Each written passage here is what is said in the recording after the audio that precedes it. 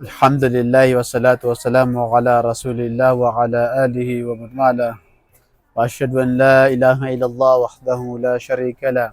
Wa asyhadu anna Muhammadan abduhu wa rasuluhu wa ma ba'd. Wassalamualaikum warahmatullahi wabarakatuh. Ang lahat ng papuri, pasasalamat ay narapat lamang kay Allah Subhanahu wa Ta'ala. Mga kapatid ko sa pananampalatayang Islam, muli ay tayo ay magbibigay ng mensahe o paalaala, reminder sa bawat isa sa atin. Mga kapatid ko sa relihiyong Islam, lalo na sa aking mga kapatid na bagong yakap sa Islam, aking pinapayuhan ng aking sarili bago kayo ng mga kapatid ko sa relihiyong Islam na ipagpatuloy pa rin natin ang ating pagsasaliksik ng kaalaman sa ating relihiyon. Sapagkat mga kapatid, sa panahon natin ngayon, ito yung panahon na kung saan ang isang mga tao na kulang ang kanyang kaalaman sa kanyang relihiyon ay sila yung mga tao na napakadaling malihis, napakadaling mawala sa guhit o ginuhit ng ating Propeta Muhammad sallam na relihiyon. Mga kapatid sa pananampalatayang Islam, bago pa huli ang lahat na kung saan maaari ang bawat isa sa atin ngayon ay nalilito kung anong nga ba ang tunay na katuruan o pagkilala sa nag-iisang dakilang tagapaglikha na si Allahu Subhanahu wa Ta'ala. Mga kapatid ko sa relihiyong Islam, tayo po ay isa sa mga gusto kong ipayo sa inyo ay tayo ay mga Pilipino na kung saan meron tayong mga ulama dito sa Pilipinas na kung saan isa ho sa pinakamaganda na ating ginagawa bilang isang sumusunod sa mga ulama ay ang pakinggan natin ng mga ulama, pagtanungan natin ng mga ulama ay yung mga nandito sa Pilipinas. Hindi kung saan-saan tayo nagtatanong sa iba't ibang ulama. Dahil nga sa itong social media ay nauso, ay doon din kayo nakikinig. Hindi mo alam kung ano nga ba talaga ang layunin ng bawat isa. Hindi mo alam itong ulama na ito ay ulama ng mga ibang sekta o ulama ng mga ibang paniniwala. Kapatid ko, sa relihiyong Islam, ito ay payo mula sa iyong kapatid.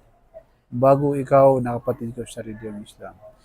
Itong mga ulama natin sa Pilipinas ay isa sa mga purpose. Kaya may mga Muslim scholars dito, mga missionary dito sa Pilipinas, ay isa sa mga purpose niya ay doon tayo makinig. Kung meron tayong mga katanungan, sa mga pangyayari sa panahon na ito, ay doon natin sa kanila itanong. Natural kapatid, kapag sa isang bahay, ay nanugay sa isang bahay, kung ano yung problema nyo doon, ay doon mo rin itanong. Di ba kapatid, na yung sumobra talaga, hindi naman tayo dumating sa punto mga kapatid, na ang Pilipinas ay hindi na dapat pakinggan ang mga ulama dito. Kailangan natin pakinggan ang ating mga ulama. Matuto tayo ng kaalaman at matuto tayo sa pagsunod sa mga nakakaalam sa atin. Hindi tayo ay pabarabara na lang sa ating mga sinasabi, pabarabara na lang tayo sa ating mga ginagawa. Hindi natin iniisip kung ano nga ba talaga ang kinalalagyan o resulta nito.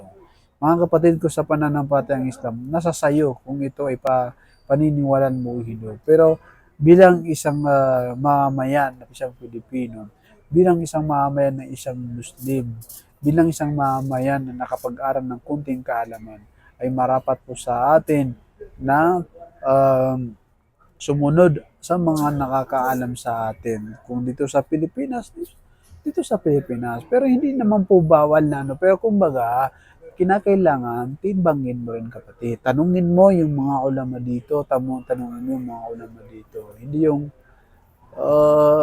siyempre kinakailangan ng tinatanungan mo mga ulama ay yung mga ulama na kung saan legit ang kanilang kaalaman, legit ang kanilang aqida, legit ang kanilang paniniwala. aqida mga kapatid, ayan po ay napaka-importante, napakalalim na usapin ito. Kaya naman mga kapatid, dapat malaman mo ito kapatid sa pamamagitan ng pagsasaliksik ng kaalaman. Inulit ko po mga kapatid, kung ikaw ay maliit ang kaalaman mo kapatid, magsaliksik ka ng kaalaman. Huwag tayong nagiging emosyonal sa mga bagay-bagay na kung saan para bang nakikita na kulang ang kaalaman mo sa iyong relihiyon. At nakakaawa at nakakalungkot sa isang tao na Masya Allah, siya ay nag-aral ng Western education. Subalit hindi niya magawa ang mag-aral sa kanyang relihiyon. Siya ay bumabase lang sa mga nakikita niya. Siya ay bumabase lang sa mga naririnig niya.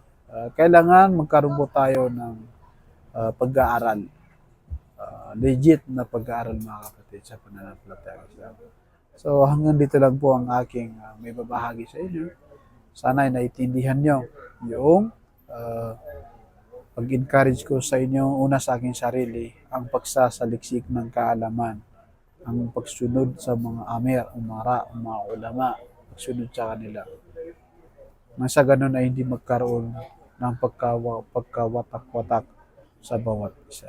Kinakailangan ilagay po natin ang ating mga sarili sa tamang kinalalagyan nito. Anong sinabi ni Allah subhanahu wa ta'ala? Anzilu manazilahum. Ilagay ninyo ang inyong mga, ilagay niyo ang kanilang tamang sitwasyon sa kinalalagyan dito.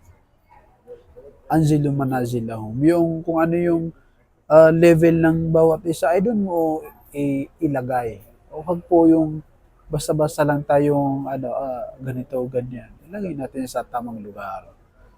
Dahil nga sa lahat ng bagay ay may mga proper way, proper place. Ayun po mga kapatid sa pananampalatayang Islam.